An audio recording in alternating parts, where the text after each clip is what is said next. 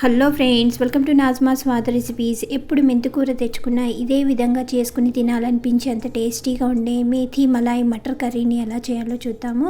First time నా channel చూసినట్లయితే subscribe చేయండి, లైక్ చేయండి. అది లేట్ చేయకుండా రెసిపీలోకి వెళ్ళిపోదాము. స్టవ్ మీద కడాయి పెట్టుకుని కొద్దిగా ఆయిల్ వేసుకుని ఆయిల్ మంచిగా హీట్ అయిన తర్వాత కొద్దిగా జీలకర్ర, 2 మీడియం సైజు ఆనియన్స్ అయితే నేను ఇక్కడ పెద్ద సైజు ముక్కల్లాగా కట్ చేసుకున్నాను. ఇలా కట్ చేసుకుని కడాయిలో వేసుకున్న తర్వాత స్టవ్ మీడియం ఫ్లేమ్లో పెట్టుకుని మంచిగా ఒక 2 సెకండ్స్ ఫ్రై చేసుకున్న తర్వాత నేను ఇక్కడ 1/2 టీ స్పూన్ కన్నా తక్కువగా మిరియాలు అయితే వేసుకున్నాను. 3 పచ్చిమిర్చీలు వేసుకున్నాను. మీరు తినే కారాన్ని బట్టి పచ్చిమిర్చీలు ఎక్కువ తక్కువ చూసుకుని వేసుకోండి.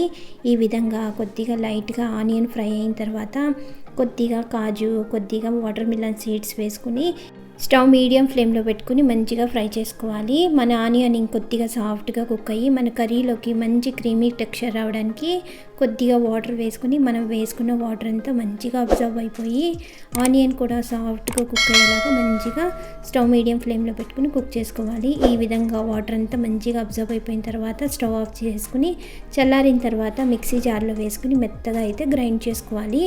ఇలా గ్రైండ్ చేసుకున్న తర్వాత అదే కడాయిలో 1 టేబుల్ స్పూన్ ఆయిల్ వేసుకుని ఆయిల్ మంచిగా హీట్ అయిన తర్వాత నేను ఇక్కడ ఒక కట్ట మెంతికూర తీసుకుని మంచిగా వాష్ చేసుకుని సన్నగా కట్ చేసుకుని వేసుకున్నాను.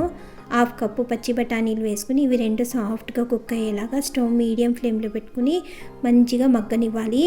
ఇలా మీడియం ఫ్లేమ్లో పెట్టుకుని కుక్ చేసుకుంటే ఈవెన్గా కుక్ అయ్యి మన మెంతికూర కూడా సాఫ్ట్గా మగ్గిపోతుంది. ఈ విధంగా సాఫ్ట్గా మగ్గిన తర్వాత ఒక గిన్నెలో తీసుకుని పక్కన పెట్టేసుకోవాలి.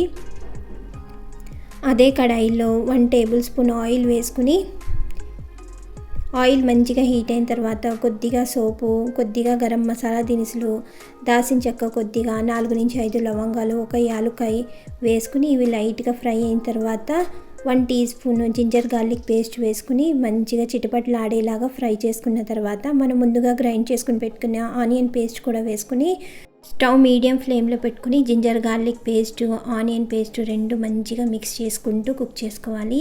జింజర్ గార్లిక్ పేస్ట్లో పచ్చివాసన పోయి ఆనియన్ కూడా మంచిగా కుక్ అయ్యి లైట్గా ఆయిల్ రిలీజ్ అయిన తర్వాత నేను ఇక్కడ కొద్దిగా వాటర్ వేసుకుని మంచిగా మిక్స్ చేసుకుంటూ కుక్ చేసుకోవాలి. ఇలా కుక్ చేసుకునేటప్పుడు మీడియం ఫ్లేమ్లో పెట్టుకుని కుక్ చేసుకుంటే మంచిగా కుక్ అవుతుంది.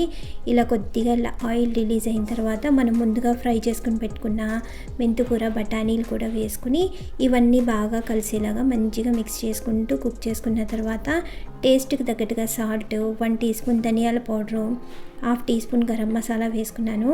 ఇక్కడ మనం కారం లాంటివి ఏమీ వేయట్లేదు కాబట్టి గరం మసాలా ఎక్కువ తక్కువ చూసుకుని వేసుకోండి.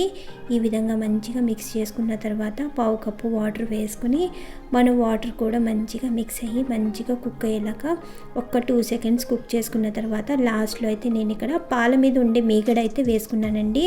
కొద్దిగా మీగడ, కొద్దిగా పాలు 2 మిక్స్ చేసుకుని ఒక 1/2 కప్పు అయితే వేసుకున్నాను. బయట నుంచి కొనాల్సిన పని లేకుండా చాలా ఈజీగా ఇంట్లోనే పాల మీద ఉన్న మీగడ, పాలు మిక్స్ చేసుకుని వేసుకుంటే అదే టేస్ట్తో చాలా కమ్మగా కర్రీ అయితే రెడీ అయిపోతుంది. ఇలా క్రీమ్ వేసుకున్న తర్వాత మరీ ఓవర్ కుక్ చేయకుండా ఒక 2 సెకండ్స్ మంచిగా బాయిల్ వచ్చిన తర్వాత స్టవ్ ఆఫ్ చేసుకుంటే చాలా టేస్టీగా క్రీమీగా మేథీ మలాయ్ మటర్ కర్రీ అయితే రెడీ అయిపోతుంది. రోటీలోనే కాదండి, రైస్లో, పులావ్లో కూడా చాలా టేస్టీగా ఉంది. నేను టేస్ట్ చేసి మీకు చెప్తున్నాను. మీరు ఇంట్లో ఒకసారి కంపల్సరీగా ట్రై చేసి ఎలా వచ్చిందో కూడా నాకు కమెంట్ చేయండి. Thank you for watching.